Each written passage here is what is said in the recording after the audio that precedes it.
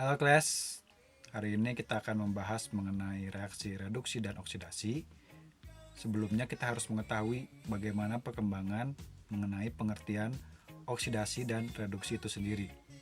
Jadi nanti sebelum kita memulai perhitungan bilangan oksidasi dan yang lain, kita harus tahu dulu bagaimana istilah reaksi oksidasi dan reduksi tersebut berkembang. Oke, kita lanjutkan ke slide selanjutnya. Oke, untuk tahu apa itu reaksi reduksi dan oksidasi, pertama kita persiapkan buku dulu halaman 208 sampai 214. Oke, jadi ada 3 perkembangan pengertian reduksi dan oksidasi. Yang pertama,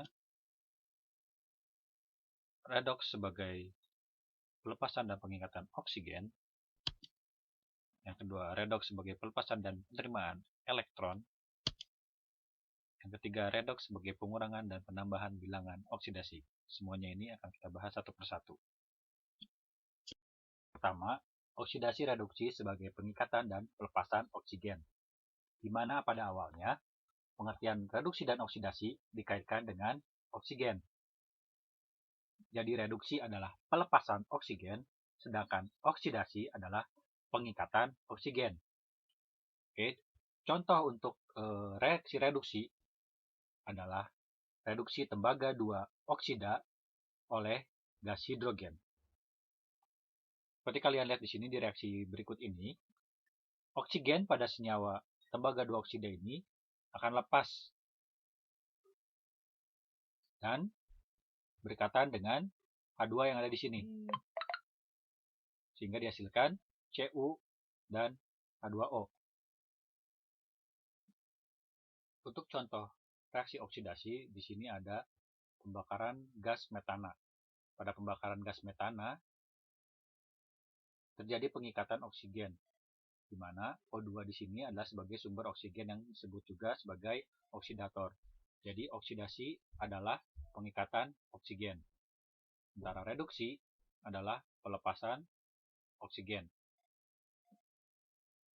Untuk yang selanjutnya, oksidasi reduksi sebagai pelepasan dan penerimaan elektron.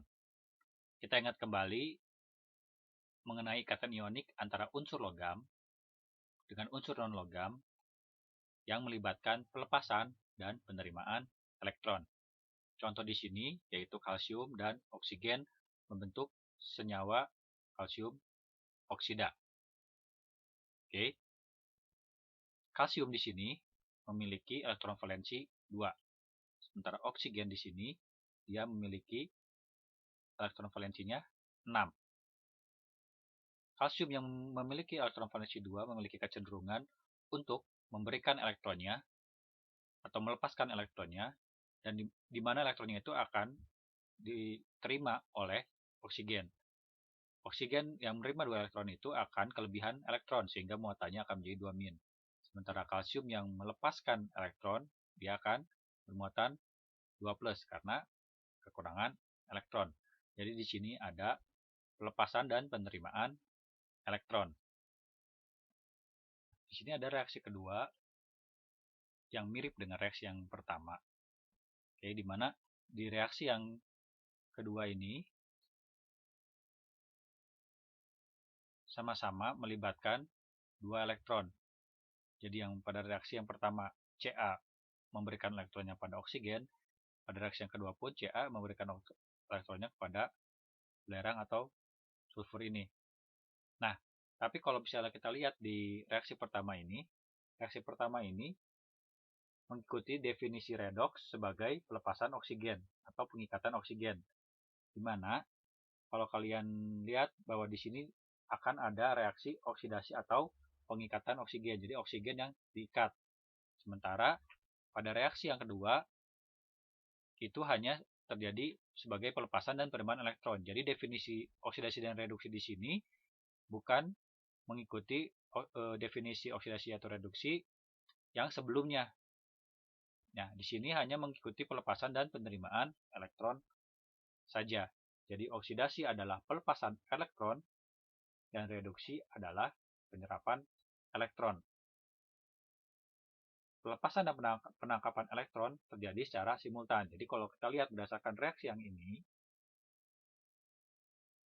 ya, reaksi Ca dengan sulfur, itu oksidasinya di mana Ca itu akan melepaskan 2 elektron yang akan diterima oleh sulfur. Di sini 2 elektronnya akan terlepas. Oke. Sehingga hasilnya yang terjadi adalah Ca2+.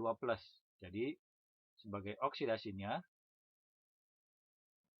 itu ada Ca menjadi Ca2+ tambah 2 elektron, dan reduksinya S ini akan menerima 2 elektron sehingga menjadi S2-.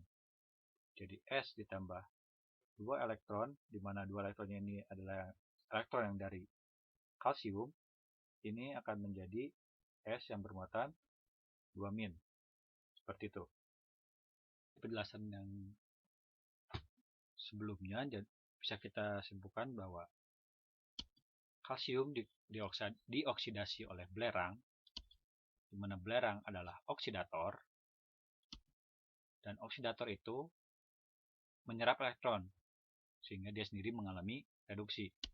Sementara belerang itu direduksi oleh kalsium sehingga kalsium disebut reduktor, di mana kalsium akan melepaskan elektron, di mana dia sendiri mengalami oksidasi. Berikutnya kita akan membahas oksidasi reduksi sebagai pertambahan dan penurunan bilangan oksidasi. Sebagai contoh di sini masih menggunakan reaksi yang sama antara kalsium dengan sulfat, bentuk kalsium sulfida. Kita lihat di sini bahwa sebagaimana tampak pada contoh yang sebelumnya, pelepasan elektron menyebabkan kenaikan bilangan oksidasi, sedangkan penyerapan elektron menyebabkan penurunan bilangan oksidasi. Nah, untuk unsur kalsium, bilangan oksidasi awalnya adalah 0. Begitupun untuk belerang. Tapi, karena dia mengalami oksidasi, yang sebelumnya 0 menjadi plus 2. Dimana dia melepaskan elektronnya, sehingga muatannya menjadi 2 plus, dan bilangan oksidasinya menjadi plus 2. Dan untuk belerang, dia menjadi min 2. Ini terjadi oksidasi, ini terjadi reduksi. Oksidasi, kenaikan bilangan oksidasi, sementara reduksi, penurunan bilangan oksidasi. Jadi kalsium mengalami kenaikan dari 0 menjadi plus 2, sementara sulfur dari 0 turun menjadi min 2. Sehingga dari reaksi ini kita bisa sebut bahwa oksidator yaitu senyawa yang mengalami penurunan bilangan oksidasi. Sedangkan reduktor yaitu senyawa atau unsur yang mengalami kenaikan bilangan oksidasi.